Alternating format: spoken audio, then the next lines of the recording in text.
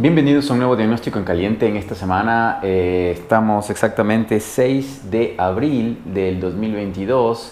en este dossier, en este pequeño resumen de análisis de los acontecimientos más importantes que cada semana les compartimos. Les comparto yo, Hugo Godoy, especialista en comunicación estratégica de hace más o menos 5 o 6 años desde acá en Quito, Ecuador. Bueno, empecemos con la noticia más importante que considero yo está afectando la región. Me estoy refiriendo a América del Sur y es Perú. En Perú, desde hace unos cuantos días, 2 o 3 más o menos, empezó el fin de semana que acaba de pasar. Ahorita estamos miércoles, como cada semana grabamos los días miércoles, aunque este programa suele publicarse o viralizarse más los días jueves. Pero bueno, conversando, comentándoles más o menos de lo que está pasando en Perú, se levantaron algunas manifestaciones, sobre todo en Ica y en Lambayeque, con el propósito de protestar por el alza de los combustibles, de los abonos y también de ciertos insumos para la agricultura, ¿no? Esto afectando a los productores y también las personas de la sociedad en general ha sentido que la inflación está golpeando sus bolsillos, ¿no? Estamos viendo de que desde hace varios meses el azúcar, el arroz y otro tipo de productos de primera necesidad en el Perú han subido de precio, ¿no? Nos han comentado ciudadanos peruanos y también personas que se dedican a hacer reportajes sobre esta situación, ¿no? Que se está sintiendo la escasez de recursos, las familias no pueden solventar los gastos del hogar, o sea, de alimentación, y eso está provocando estas desmanes, ¿no? Pero de todas maneras, aunque esto es cierto, aunque también es cierto que el nivel de violencia, sobre todo en Lambayeque, ha sido elevado, se reportan más o menos que en estos incidentes ha muerto un joven, una señora por accidentes aislados supuestamente, pero una atropellada, un joven que ha sido disparado. Se reporta que a nivel nacional, ya hasta lo que lleva la fecha, hasta la noche de ayer, más o menos 4 o 5 personas han fallecido, pero esto se escaló hasta la ciudad de Lima, ¿no? Y el día de ayer, martes, en la madrugada del martes, el presidente Castillo decidió poner un toque de queda, ¿no? Una limitación a la movilidad en la ciudad, en la provincia de Lima y la más cercana, que en este caso es el puerto o la región, el sector del Callao, donde se encuentra el puerto más importante de todo el Perú. Ahora, esto causó que los que son contrarios a Castillo y que están apoyando, que están increpando a la sociedad a hacer estas protestas, salgan con más ahínco, con más fortaleza a las calles a protestar, a gritar, a decir que bueno, que están en contra de ciertas medidas o las no medidas que Castillo ha tomado, porque realmente toda esta crisis y todas estas convulsiones no se están dando por políticas o acciones concretas de Castillo durante estos 10 meses de su gobierno, sino más bien al contrario, por las políticas que él no está tomando para revertir las decisiones que gobiernos anteriores le han heredado, ¿no? Entonces, quizás la tibieza del gobierno de Castillo, luego de tener una pugna de poder entre el Congreso y entre él, una pugna de gobernanza, ya de 4 veces se le ha limitado la posibilidad de poner un gabinete. Esta última 4ª ocasión ya tuvo la posibilidad de que con acuerdo, con alianza, con tranza, con negociaciones en secreto, le permitieran tener un gabinete con el cual hacer gobernanza. Estamos hablando de prácticamente un mes. Hemos hablado de este tema en anteriores programas, en anteriores semanas, en anteriores análisis, y la verdad es que no ha podido ejercer de alguna cierta manera el control o la proactividad como para poder ir cambiando el orden del país, que hace que la inflación no pueda ser controlada. Hay que decirlo, en Perú el gobierno no tiene la autoridad, no tiene el poder legal para poder controlar, hacer un control de precios. El precio de los productos en Perú, sobre todo de los combustibles, como está pasando también acá en Ecuador, es libre, es decir, las bandas se decretan, el mercado decide, los grandes productores deciden a qué precio ponen, por ejemplo, el caso del combustible, del gas y también de otros productos, como por ejemplo el caso del azúcar, el arroz, las papas, las cebollas, etc. Entonces, ¿qué es lo que está pasando? Que la gente no entiende esto y se están aprovechando los grupos contrarios a Castillo a que bueno, desestabilicen, ¿no? Hemos tratado de analizar la mayoría de los medios de comunicación y debo de informarles que sí, hay muchos medios de comunicación que increpan a la sociedad peruana, al pueblo peruano, para salir a la calle y protestar contra Castillo. Ya estaban en la noche de ayer pidiendo algunos medios como RPP, como exitosa y una radio del Perú y otros medios de comunicación estaban pidiendo abiertamente, con el apoyo, con la anuencia de varios congresistas de Unión Popular, que es el partido de Keiko Fujimori, y también de otros partidarios al anticastillismo en Perú, a que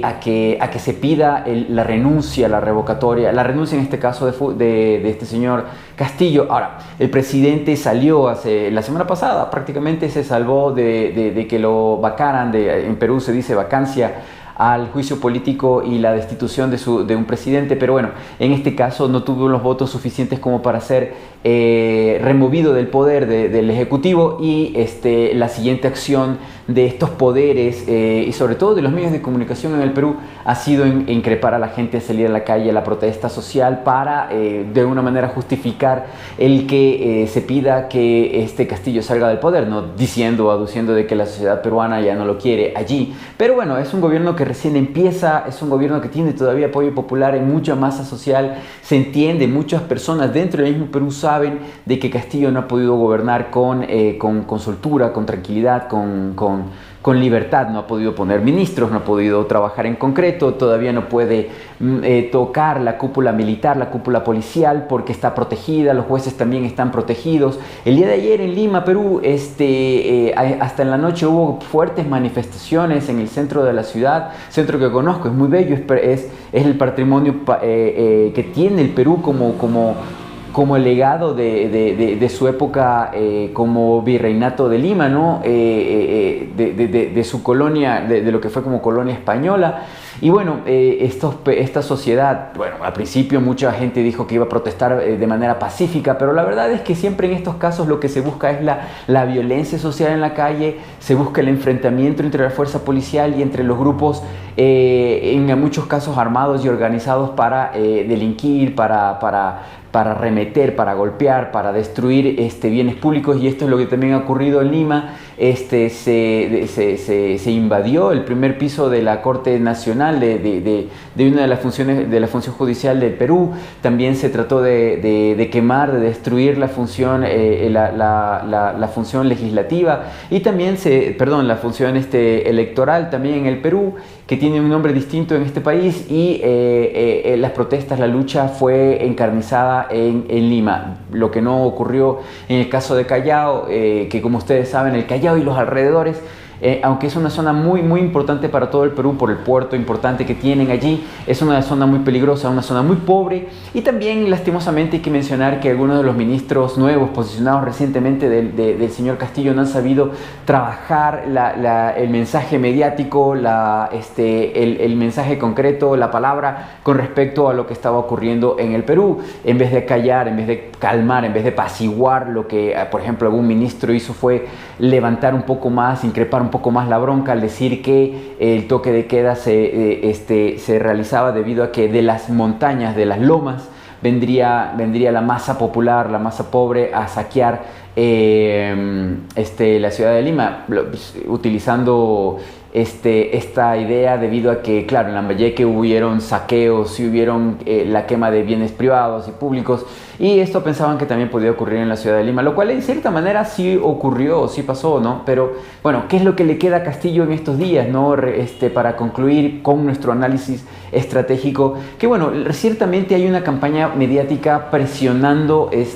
su salida, incentivando, increpando a la sociedad peruana de que este mensaje, esta enmarcación de que Castillo no está preparado psicológica ni intelectualmente para gobernar el Perú, lo escuché en varios reporteros de este medio de comunicación golpista RPP de Perú, y bueno, nosotros estamos tratando de conversar, de dialogar con algún analista o un reportero, alguna persona que sepa de lo que está ocurriendo en el país, pero no hemos podido encontrar esa persona. Perú carece mucho de intelectuales y de pensadores abiertos y libres y demócratas que beneficien la opinión pública en el Perú. Esto es algo que quizás va a ir mejorando con el tiempo, pero los medios de comunicación que existen en el Perú, la gran mayoría solamente reportan basura. Lastimosamente hay que decirlo, Perú carece de una comunicación adecuada, sana, constructiva, educativa para el Perú. La verdad, le meten mucha basura al pueblo en Perú. Y también hay que mencionarlo, aunque el Perú tiene un 80%, 75-80% de gente que va de la clase media baja a la pobre, mucha de esta gente está increpada, inducida, manipulada para apoyar, para cumplir los deseos y las voluntades de la derecha del Perú, derecha que está en contubernio, apoyada desde el exterior, desde otros países del extranjero, que manejan multinacionales que se benefician del cobre, del oro, de la plata que sale desde el Perú, y también del petróleo, ¿por qué no decirlo? Y es interesante también que se ha aumentado la bronca contra la persecución mediática contra Castillo, luego del derrame de petróleo que se dio en uno de los parques de las reservas naturales del Perú, y cerca de las costas de esta reserva natural, y que bueno, esto involucró a la Repsol de España, y que hizo hablar a Castillo de una manera muy fuerte contra esta compañía. Y nos parece que de alguna cierta manera desde España y desde Estados Unidos se está viendo un cierto tipo de manipulación, un cierto tipo de apoyo hacia estas convulsas sociales, debido a que nosotros estudiamos y trabajamos esto de la comunicación estratégica y el posicionamiento de una imagen, de la satanización de una imagen de un personaje político y público, para luego poner una opción de atacarlo, de destruirlo. Se lo ha utilizado en muchas ocasiones para hacer este tipo de cosas en Perú, en el mismo Perú, en Ecuador lo hemos visto mucho, se lo vio en Chile con Allende, y también se lo ha visto en Venezuela y en otros países. Pero no estamos viviendo el siglo de la hegemonía de los medios masivos de comunicación, estamos hablando de la televisión y de la radio privada, sino que también existe el internet, y en este caso, por ejemplo, nosotros ejercemos la libertad de expresión, la libertad de análisis y el compartir la información que conocemos, y eso debilita un poco la posibilidad de que estos medios hegemónicos, estos poderes que financian estos periodistas, pseudo periodistas, ¿no?, que son realmente voceros, que son cabilderos de estrategia convulsiva y golpista, están debilitándose. Encontraremos un medio de comunicación independiente, responsable, que pueda conversar con nosotros y que podamos hacer un análisis de lo que puede pasar con Castillo a mediano a largo plazo. Lo que Castillo debería hacer, y que debió haber hecho hace tiempo atrás, es llamar a elecciones populares, apoyado en haber ganado las elecciones recién, que todavía tiene un cierto margen de maniobra y de apoyo popular, con un 35-40% de apoyo popular, que llame a la disolución del Congreso de Perú para llamar a unas elecciones. Probablemente también hacer una asamblea constituyente sería muy adecuado, porque la línea de la democracia en el Perú como en cualquier otro país, está regida por la Constitución, y la Constitución de Perú es la que dejó Alberto Fujimori y Montesinos. Gente peligrosa, gente que está en la prisión, gente que manipuló las leyes del Perú para su conveniencia. Entonces debería existir una revisión de la Constitución del Perú para poder, como hemos dicho en anteriores análisis, democratizar el país, para lograr una modernización de los estamentos del país, para que existan menos concentración de poderes en unas cuantas, muy pocas manos de oligarcas peruanos, que son oligarcas, como lo he mencionado, que están muy involucrados, muy mimetizados con poderes también oligárquicos en otros países, especialmente en Europa, en Estados Unidos, y también hay que decirlo, en el Canadá, porque muchas empresas mineras importantes de Canadá están en el Perú, y les conviene que no se tope, que no se nacionalicen esos recursos naturales que de alguna manera no han beneficiado a los peruanos, sino que más bien han hecho todo lo contrario: contaminación de aguas, contaminación de territorios, como el caso del Cerro Pasco en Perú y en otras regiones donde no se puede ni caminar debido a la gran cantidad de contaminación que existe. El fortalecimiento de instituciones públicas, como por ejemplo la Secretaría de Minería, que debería realmente tener un control mucho más prolijo de lo que ocurre en el Perú, ya que la minería ilegal erosiona y destruye la naturaleza y no le está beneficiando en absoluto al pueblo peruano, sino que se está llevando en contrabando mucho oro y mucha materia prima, que son minerales que al final terminan llegando a los países industrializados. ¿Cómo? ¿De qué manera? No se lo sabe, ¿no? Pero hay mucho que analizar allí. Pasémonos a Ecuador, que es el país de donde yo estoy hablando, que, como ustedes saben, entre el fin de semana, entre el día domingo y el día lunes, hubo una masacre en la cárcel del Turi, que es una cárcel que se encuentra en el sur del Ecuador, en Cuenca, en la provincia de La Suay. Esta cárcel como las demás cárceles del Ecuador, están conectadas con estas mafias de las que yo había mencionado en otros programas, en entrevistas internacionales que me han hecho sobre qué es lo que ocurre en las cárceles del Ecuador. Sí, existe una organización o varias organizaciones que se están disputando el control de las cárceles, de la parte interna de las cárceles, de las prisiones, ya que dentro de las mismas se ejerce extorsión hacia los presos que ingresan allí, se ejerce control de drogas, control de armamento, control de la vida y de la situación de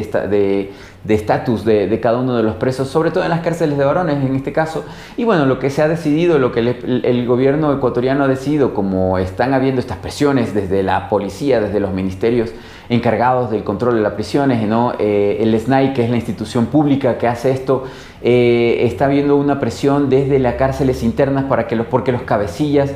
sienten que el pacto, el status quo que existe entre el gobierno y entre estas mafias se está rompiendo, porque el gobierno de cierta manera quiere disolver este status quo, quiere disolver estas mafias de alguna manera progresiva, delicada, digámoslo, no contundente, pero progresiva. Y bueno, lo que han hecho en este caso es trasladar a algunos dirigentes de varias bandas criminales que controlan las cárceles del sur del Ecuador, las están cambiando a otros lugares, con el fin de dividirlos, con el objeto de romper estas cadenas de comunicación que existen entre los dirigentes, entre los secuaces y entre los ejecutores de las órdenes de los dirigentes, ¿no? Ojalá se logre este propósito de una manera más pacífica, de una manera correcta, ya que cada vez que el gobierno desea o cada vez que el gobierno desea romper estas cadenas de corrupción dentro de las prisiones, o cada vez que hay un litigio, una bronca entre las distintas mafias que controlan las cárceles, hay muertes, hay masacres, ¿no? En el caso de Turi, 20 personas fallecieron, muchas de ellas, estoy seguro, no pertenecen a estas mafias, a estas bandas, simplemente son carne de cañón, los matan para decirle al gobierno, a la sociedad en general, que si no se acatan sus mandatos, sus decretos, sus necesidades, dentro de las cárceles van a matar más inocentes, gente que en la cárcel, bueno, inocentes entre comillas, pero gente que ha ido a la prisión por robo, por pensiones alimenticias, por temas de estafa o sea, presos comunes se podría mencionar, incluso presos políticos, ¿por qué no también decirlo, no? Personajes que son importantes para la opinión pública y que pueden ser como haces bajo la manga tanto de estos grupos criminales como también del gobierno, ¿no? Entonces, el tema de las cárceles en el Ecuador sigue siendo crítico, sigue siendo sin solución, debido a que desde el gobierno de Lenín Moreno, que es el que acaba de salir ya un año que no está casi Lenín Moreno y que ahora está Guillermo Lasso, que gobernaron en conjunto, ¿no? Lenín Moreno se dejó llevar mucho por este partido, creo, de Guillermo Lasso, y también por las organizaciones privadas, Cámara de Comercio, de Comercio de Guayaquil, de Quito, la Cámara de Industrias y también la Banca del Ecuador, hicieron de que se dejara de financiar, de trabajar, de desarrollar políticas públicas que fortalezcan instituciones públicas como la justicia en el Ecuador, y eso está haciendo de que, claro, donde no manda el gato, mandan los ratones, y en este caso las bandas criminales han encontrado un gran negocio dentro de las prisiones, dentro de las cárceles, y esto ha aumentado, ¿no? ¿Qué más podemos también decir sobre el Ecuador? Se menciona mucho sobre el tema de la guerra del narcotráfico. No hay que confundir peras con olmos, ¿no? El tema de las cárceles es específico de extorsión y también de control territorial de dichos lugares y dichos espacios, también de protección para aquellos caudillos, cabecillas de estas mafias que se pelean entre ellas, que tienen, por ejemplo, en el caso de la penitenciaría del Litoral, más o menos 400, 500 hombres protegiendo estos cercos, estos anillos concéntricos de protección hacia los cabecillas de varias bandas, de las cuales no vamos a hablar específicamente en este momento, pero que podemos decir que sí, hay grupos armados paramilitares que controlan, no solamente en la penitenciaría del Litoral en Guayaquil, también estamos viéndolo en Turi, también lo estamos viendo en Puerto Viejo, también lo estamos viendo en otros sectores, como también en La Tacunga, donde existe la cárcel o la prisión más grande del Ecuador. Sí, el tema de por qué se dan estos casos en prisiones grandes es porque, claro, el negocio es más grande donde tienes más presos, ¿no? Donde tienes 3.000, 4.000, 15.000 presos, tienes mucho cliente potencial para extorsionar, ¿no? Si las cárceles fueran de 300, de 500 personas, sería menos este negocio. Pero hablemos de las cárceles pequeñas. La cárcel de Machala el día de ayer también sufrió un amotinamiento. Machala está en el sur del Ecuador, también en la costa ecuatoriana, y esta cárcel, que está construida desde hace muchos años, 30 años creo, pero está hecha como para 300 o máximo, sí, para 300 presos, tiene aproximadamente 1800 o hasta más presos. El Ecuador no sabe exactamente cuántas personas están metidas en las cárceles. Dicen que van a hacer un censo de presos en el país. Es un desastre completamente el asunto, y claro, cuando no hay un orden, cuando hay este tipo de falta de control, es que dan estos poderes alternativos, vienen a crecer y hacen control, ejercen esta situación. Que un país, que el sistema judicial del Ecuador no sepa cuántas personas mete en la cárcel, tiene que ver mucho con la política populista esta de que todo se soluciona con meter a la gente en las cárceles de por vida, de mandarlos a matar o algo por el estilo. No es la solución, como también la misma ideología de deportar o darle armas a las personas tampoco es la solución, ya que esto lo utilizan grupos ilegales, grupos que quieren ejercer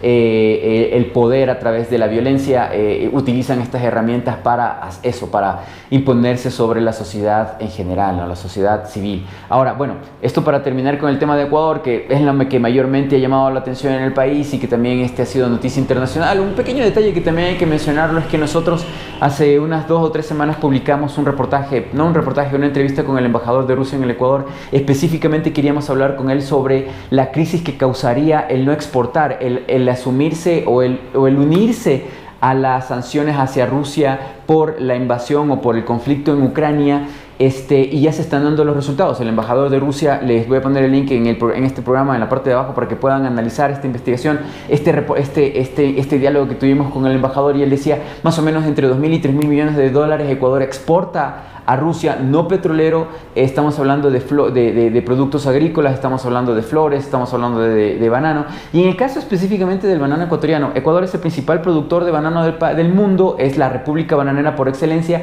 es un país chihuahua porque no tiene soberanía propia. Asume el dictamen de lo que dice Estados Unidos y la Unión Europea de que los países no deben exportar, deben unirse a las sanciones a Rusia. ¿Y qué pasa? Ahora tenemos más de 3.000 productores de banano. Las provincias del sur del Ecuador, El Oro,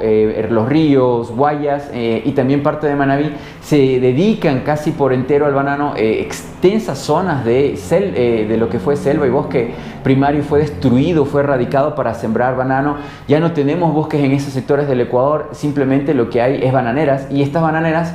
están siendo quebradas, están quebrando porque el racimo de banano que antes se podía vender en un precio de hasta $20, hoy día no se lo compra ni por $1 porque no se lo puede exportar. Rusia era el principal comprador del banano ecuatoriano, y al no exportarlo, esos productores están quebrando. Ahora, que esos exportadores le reclamen al gobierno ecuatoriano y le den compensaciones, tanto el gobierno ecuatoriano como el gobierno europeo como el gobierno de Estados Unidos, por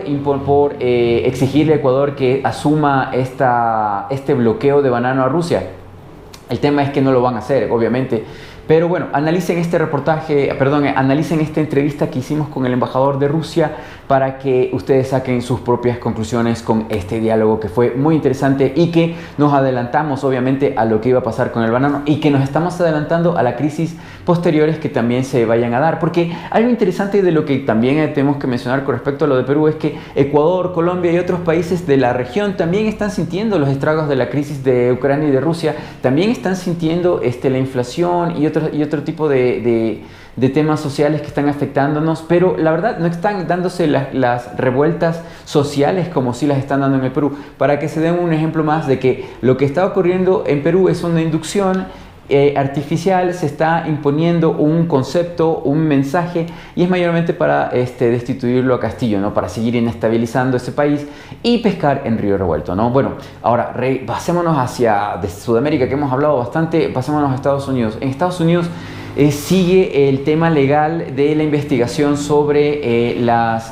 los errores o sobre los casos de corrupción en las campañas electorales de los demócratas, tanto de la campaña de Hillary Clinton contra la candidatura de Donald Trump, que como ustedes saben ganó Donald Trump por poco, y también de Joe Biden, y también la colusión, la unión de medios de comunicación masivos privados de Estados Unidos, pero que también tienen mucho que ver con estos poderes ocultos dentro tanto del gobierno de Estados Unidos como también de lo que se conoce como el Deep State o el Estado Profundo, que son aquellas corporaciones, mega compañías y oligarcas de Estados Unidos que controlan o que son propietarios directamente de estos medios de comunicación. Llámese CNN, llámese MSNBC, CBS y algunos otros medios de comunicación. Pues lo que está ocurriendo ahora durante el gobierno de Biden es que algunos fiscales, algunos jueces están pidiendo información tanto sobre la información que se dio en su momento por la campaña de Hillary Clinton, sobre asesoras de Hillary Clinton, de que Donald Trump estaba siendo apoyado, incluso financiado por el gobierno de Vladimir Putin de Rusia, lo cual resultó ser falso, pero que de cierta manera indujo al voto a las personas en Estados Unidos en contra de Donald Trump. Y también el tema de que Joe Biden de que el hijo de Joe Biden, Hunter, definitivamente es un corrupto, estuvo involucrado en temas de lo que se conoce como lobismo dentro de en Ucrania, en Rusia y en otros países, haciendo grandes negocios financieros y también cobrando grandes sumas de dinero por supuestas consultorías, asesorías que este señor Biden daba, porque él tenía la entrada directa a la Casa Blanca, tanto del Big Boy que se menciona en los correos de Hunter Biden que han sido filtrados por su computador. Este Big Boy se supone que es su padre, y también por incluso Barack Obama, ¿no? Quien tiene una cercanía, una relación estrecha con este señor Hunter, ¿no? Y también lo que se sabe de estos días es que Barack Obama está asesorando, está reuniéndose semanalmente con el equipo también de gobierno de Joe Biden para para colaborar, para ayudar a la gobernanza de las políticas de Joe Biden. Esto es muy interesante también porque afecta a la opinión pública de Joe Biden, que está bastante de bajada, ¿no? Menos del 25% de estadounidenses apoya la campaña de Joe Biden. Bueno, hay muchos demócratas en Estados Unidos y están de acuerdo con lo que él hace, pero tienes toda el ala republicana que está en contra, y ya se acercan las elecciones. Lo hemos dicho anteriormente, estos midterms que se conocen en Estados Unidos, que son las elecciones de congresistas de las dos cámaras del Senado de Estados Unidos, que vienen aproximadamente durante la mitad del gobierno de cada presidente de Estados Unidos, que son de 4 años. Entonces se acercan estas elecciones. Desde hace más o menos 5 o 6 años no existe una mayoría republicana en el Senado, pero les puedo asegurar que es muy probable que con la crisis de gobernanza y de gobernabilidad de Biden, es muy probable que haya una mayoría en las dos cámaras de senadores republicanos, que tampoco son no son la gran solución, ¿no? Pero que es muy probable que se vayan a ir en contra de Biden en un juicio político y tal vez un intento de sacarlo del cargo, ¿no? Entonces, ya hay senadores que están apoyando esta noción, esta idea, incluso dentro del mismo partido demócrata. Así que vamos a ver qué pasa, vamos a ver si Biden puede sobrevivir los próximos 3 meses o 6 meses siguientes. Tal vez sí, porque ha sido muy difícil desde hacerle un juicio político y derrocar a un presidente en Estados Unidos por medios políticos. No se ha dado ese caso desde Nixon, así que, pero el escándalo es muy grande, ¿no? Las pruebas son contundentes, afectan muchísimo a varios medios de comunicación, como dijimos, importantes de Estados Unidos, incluyendo periódicos prestigiosos, entre comillas, de renombre como Washington Post y el New York Times. Eso para salir de lo que es Estados Unidos. Estados Unidos sigue con la crisis de la inflación, las gasolinas están por las nubes. Se dice, el gobierno de Biden se ha dedicado solamente a hablar sobre el tema de Ucrania y de Rusia, y dicen que van a imponer nuevas sanciones a Rusia. Lo cierto es que durante el fin de semana pasado y durante los días que vienen hasta el día de hoy, no han podido golpear, no han podido debilitarlo al rublo ruso. El rublo ruso sigue estable y también probablemente vaya a bajar de precio. Es probable que si el rublo baje a 60 rublos el dólar, hay una corrida masiva tanto de rusos como también de europeos y de asiáticos hacia la compra de rublos, ya que cuando una moneda de este tipo de un país soberano empieza a mejorar su valor de manera estrepitosa, muy rápida, ocurre lo contrario de lo que pasa de un país que también vamos a hablar se me fue el nombre, Turquía, donde la inflación y donde la devaluación de su moneda está haciendo de que Recep Tayyip Erdogan, el presidente de este país, sufra también una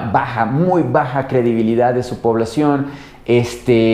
porque, bueno, al tener una moneda que se está devaluando de manera tan estrepitosa, lo que los mismos turcos hacen es deshacerse de toda su moneda turca y comprar dólares o otro tipo de valores que en vez de depreciarse mejoran su rendimiento, mejoran su ganancia, y es lo que puede pasar con el rublo, lo que podría desbancarlo al dólar de una manera estrepitosa. Rusia tiene una de las reservas de oro más grandes del planeta y, como hemos dicho en varios reportajes y varias entrevistas en semanas anteriores, en días anteriores, el gobierno ruso ha impuesto un cambio entre el rublo y entre el gramo de oro de 5.000 rublos, lo que está estableciendo un control cambiario entre estos dos valores, lo que está haciendo que esta moneda se cotice a nivel internacional en relación a lo que sería el gramo de oro, no la onza, porque la onza es lo que se maneja a nivel de Londres, pero aunque se lo han limitado la venta del oro, compra-venta de oro ruso en los mercados de Londres, de Estados Unidos, de todas maneras también existe la bolsa de Shanghai donde se vende y se comercia con el oro, y eso permitiría un canal directo para que el rublo pueda tener este fortalecimiento a través de la negociación con oro. Rusia está a punto de pedirle a sus deudores que le paguen sus deudas en oro a 5.000 rublos el gramo de oro. Entonces Europa en los próximos días tendrá que decidir qué es lo que va a hacer, si es que prefiere vivir en las cavernas o decide pagarle a Rusia en oro. Esto es un proceso de estabilización que va a demorar tal vez meses, pero por lo pronto lo que se sabe es que hay un sistema cambiario, hay un sistema de compensaciones entre Europa y Rusia en el que, si bien es cierto, los europeos, la Unión Europea ha negado la posibilidad de pagarle directamente a Rusia por su gas y petróleo en rublos, de todas maneras lo que hacen es que se están abriendo unas cuentas en el Gazprom Bank, que es el banco que se ha creado de esta empresa, la más grande de gas de Rusia, quizás del mundo, del planeta, que provee de gas a Europa. Se le está pidiendo que a los europeos abran cuentas ahí y puedan pagar a través de la moneda que deseen, euros en este caso, a Gazprom, y Gazprom convierte estos euros en rublos y así sucesivamente. Pero lo que se está viendo es que a mediano plazo lo que está pidiendo Rusia es que se le pague en oro, ¿no? Y bueno, eso es lo que se espera, eso es lo que probablemente vaya a ocurrir. Lo que está pasando en Ucrania, para ir ya cerrando este reporte de esta semana, es que si bien es cierto, se han replegado las fuerzas rusas, los soldados rusos han decidido dejar la invasión o el control de Kiev, la toma de Kiev, se han dirigido hacia el sector del Donbass, que fue en primario lo que inició el conflicto, la guerra entre Rusia y Ucrania, ¿no? Debido a que durante la revolución del Donbass, estas regiones, ¿no? estas provincias separatistas que hoy en día son repúblicas reconocidas por Rusia, Donetsk y Lugansk, han tenido continuos bombardeos a lo largo de 8 años hasta que se cansó el gobierno ruso y decidió ingresar en Ucrania. Entonces, lo que está ocurriendo en este momento es que lo que era la franja o el territorio histórico de cada una de estas dos regiones, de Donetsk y Lugansk, Rusia las está limpiando, las está, liberando de soldados ucranianos, y también, hay que decirlo, de población ucraniana que vive en el sector. Entonces, los ucranianos que viven entre las fronteras, entre las partes que todavía estaban en conflicto, están saliendo de la región, tanto hacia el lado de Rusia, hacia el este como hacia el oeste, hacia Europa o hacia las regiones de Ucrania que todavía no sufren bombardeos. Y bueno, lo que va a ocurrir es que, como se entiende y se comprende, van a haber enfrentamientos militares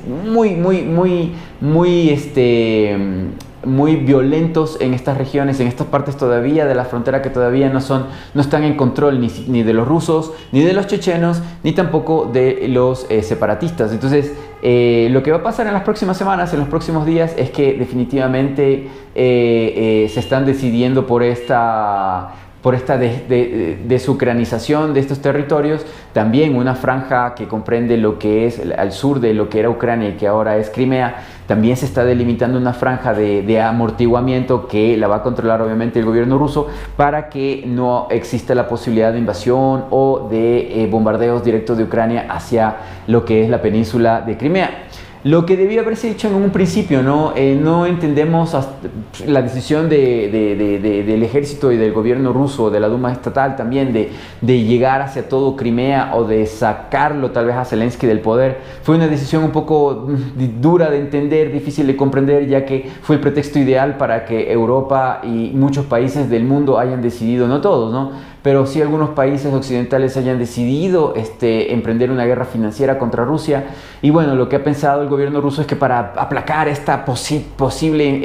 enfrentamiento directo entre Europa y entre Rusia fue el retirarse de Kiev y decidir definitivamente liberar el territorio del Donbass. Entonces, ¿qué es lo que creemos nosotros que va a ocurrir? Bueno, la guerra financiera continúa, existe, hay barcos y hay misiles y hay armamento y equipo sofisticado de la OTAN muy cerca de Rusia, pero ha sido enfático el gobierno ruso a través de su cancillería en mencionar que están preparados para la guerra nuclear en el caso de que sea necesario utilizar estas armas si es que Europa o Estados Unidos deciden invadir o trabajar o pelear contra Rusia. Ahora, ¿qué pasa con China y la India, las otras dos megapotencias que no se han involucrado directamente en el conflicto, no han sancionado a Rusia, al contrario siguen haciendo operaciones y trabajo en conjunto con Rusia? Es que cada uno de estos países tiene conflictos directos tanto con Europa, tanto con Estados Unidos y con algunos otros países aliados de Estados Unidos. Entonces, lo que estos países están decidiendo es que si cada uno lucha por su lado, no está jalando por su corriente, ¿no? En caso de China, ser enérgicos y enfáticos con el mar de China y con Taiwán. En el caso de la India, con el tema de la Cachemira, que está en conflicto también con China y también con Pakistán. Todos estos países han decidido mantener sus conflictos de manera individual. Rusia lo que hace es tener contacto y diálogo con cada una de estas naciones, tal vez triangular información y tal vez apoyar de una manera diplomática estas situaciones, pero no hay una alianza militar en concreto todavía, porque la alianza militar entre Rusia y China sería la unión de un eje militar ultra hiperpoderoso que podría provocar la acción directa de Estados Unidos y de la OTAN en ingresar en una guerra nuclear. Y eso es lo que no ha querido estos países en realizar. ¿Qué es lo que va a seguir pasando? Bueno, ciertamente Rusia ha perdido muchos efectivos, le ha costado mucho la guerra a Rusia y no desean que ese costo siga aumentando, ¿no? Los misiles y el armamento que la Unión Europea proveyó y Estados Unidos también han proveído a Ucrania desde antes de que Rusia invada este territorio ucraniano, nos hacen ver de que esperaban en la agenda este conflicto, ¿no? Lo que estos países deseaban realmente era que Rusia invadiera Ucrania, que existiera un conflicto, que minara tanto estas dos naciones. Y Rusia lo que está haciendo es contragolpear de una cierta manera para que este tipo de primavera que se ha generado por la OTAN sea más dolorosa, más difícil de solventar o de solucionar para la OTAN que para la misma Rusia, ¿no? Y otra cosa interesante era que, aunque la teoría era que iban a derrocar a Zelensky y lo iban a llevar a un consejo de guerra, de todas maneras lo que han decidido los rusos como castigo hacia el mismo Zelensky y la gente que lo apoya, que es muy poca, pero que dentro de Ucrania, pero que de todas maneras sí hay poderes que lo apoyan internacionalmente, sobre todo, es que Zelensky asuma la reconstrucción de su país, ¿no? Que Zelensky sea quien tenga que buscar la ayuda de la Unión Europea o tal vez de Estados Unidos para financiar la reconstrucción de aeropuertos, de las mismas carreteras y puentes que ellos mismos destruyeron, ¿no? Entonces sería esa la solución final para ellos. Es lo que podemos decir en conclusión ahora en este diagnóstico en caliente de esta semana. Esperamos que les haya servido y bueno, apóyennos, compartan esta información, divúlguenla. Estamos muy contentos, estamos más allá de los 2,000 seguidores en nuestro canal, que empezamos a hacer estos diagnósticos más o menos hace 8 meses, así que es para nosotros un placer crecer. Estamos dispuestos a darles información de la que ustedes requieran. Escríbanos a Sorprendente Films. Así que ha sido todo por hoy, que tengan una buena semana.